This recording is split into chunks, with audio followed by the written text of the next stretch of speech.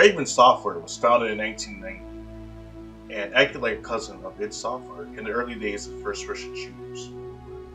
Located in Middleton, Wisconsin, they worked on games with John Romero acting as a producer on Heretic, and later on with the Soldier of Fortune series when they were bought out by Activision in 1997.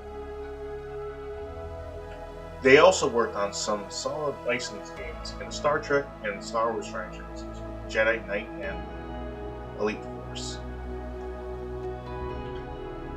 They helped develop the campaign for Call of Duty Black Ops 4.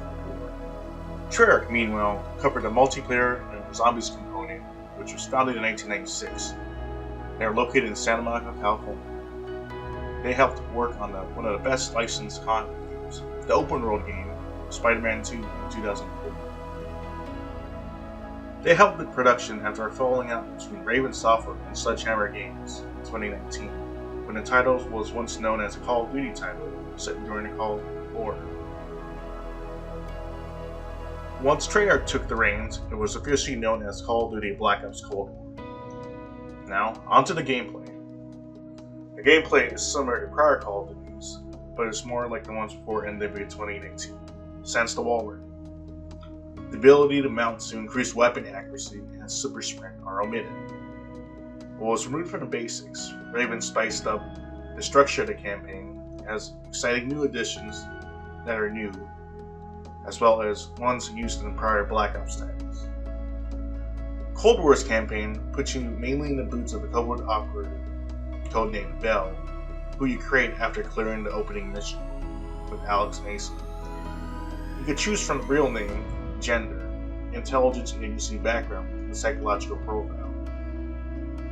The psychological profile is set dressing for perks that the character will have, such as faster reloading or increased movement while aiming down the sights. The campaign may seem like a midquel between Black Ops 1 and 2, but hints at being set in the same universe as the Modern Warfare movie. That I won't spoil. The game starts with the familiar chase scene set in a 1981 Netherlands, but then at the end of it, you choose to either kill or capture the enemy loot. This does have a consequence of losing intel for side missions you can do. Yes, there are side missions, but unfortunately, there are only 2 of them. You do have to use the intel you get from the main missions, which are put on the evidence board in your safe house as you globetrot from an occupied Berlin and you tail Stasi around town. Speaking of which, there's more of a focus on stealth and espionage. It felt thrilling going outside the game to figure out who the moles are in the Western countries, and trying to decrypt a cipher with some notes you jotted down on a piece of paper. It helps sell the role-playing of the Cold War era spy, and since Bell is a cryptographer, it fits in, since that's what they're good at. The solutions are also randomized each playthrough, so you can't just look up the guide online to quote-unquote solve it. Speaking of espionage, you do play as a double agent inside KGB headquarters in the Lubyanka building, where you have to get a key to let Adler and Bell in.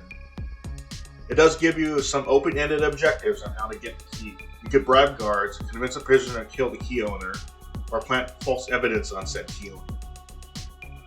This campaign does have a lot of variety in between the frantic combat the franchise is known for. Also, in the game's penultimate mission, there's a nice homage to Hideo Kojima's PT, and some bits that reflect on the player's agency during the said mission. This leads up to the story's twist, which is somewhat telegraphed in early missions, but is well executed.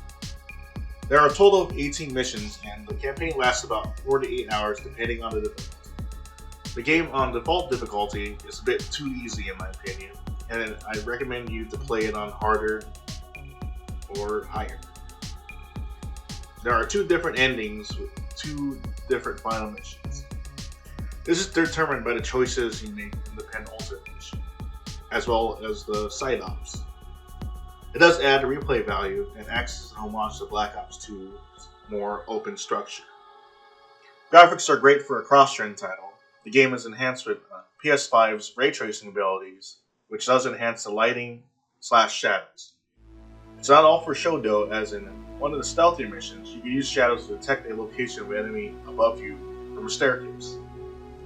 Multiplayer is what you expect with the progression twist. When a player's profile hits a level cap, a prestige key is unlocked. It even unlocks old prestige emblems from prior Treyarch titles. This unlocks bonus cosmetics the player can use to customize their profile and player character. As stated earlier in the review, the rule of moves was noted. Another key difference is the increased time to kill, which can turn on tactical fans of last year's out. Lastly, there are large map modes such as Dirty Bomb, which is a take on Battlefield's Rush mode. The mode has players divided into fire teams, up to 4 players on a large map. The objective is to retrieve uranium, which is placed on the map, and you can also get uranium by killing other players. You then drop the uranium to a bomb site, and either you or a squadmate detonate the bomb. After that happens, it causes the area of the map to irradiate, and your squad has to escape to safety. Once this time or score limit is reached, the match ends.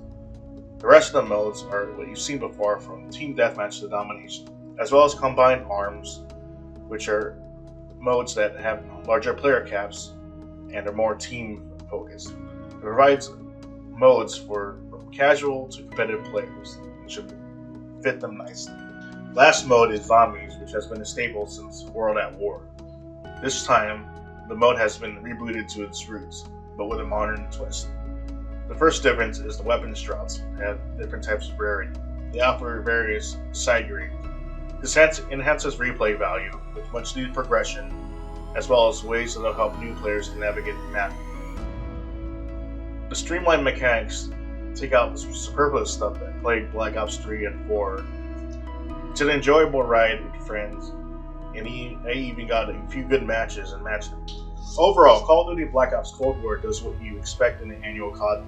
It does go above its own punching weight in terms of the campaign, with story choices, stealth mechanics, and putting you directly in the boots of a Cold Warrior.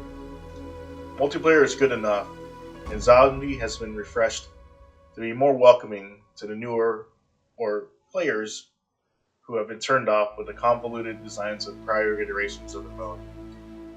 Overall, this is a solid game, and if you did get a PS5, or if you were lucky enough you got a PS5, it is worth getting for the upgrades. This is the dumbest way to go about it. We're just with you.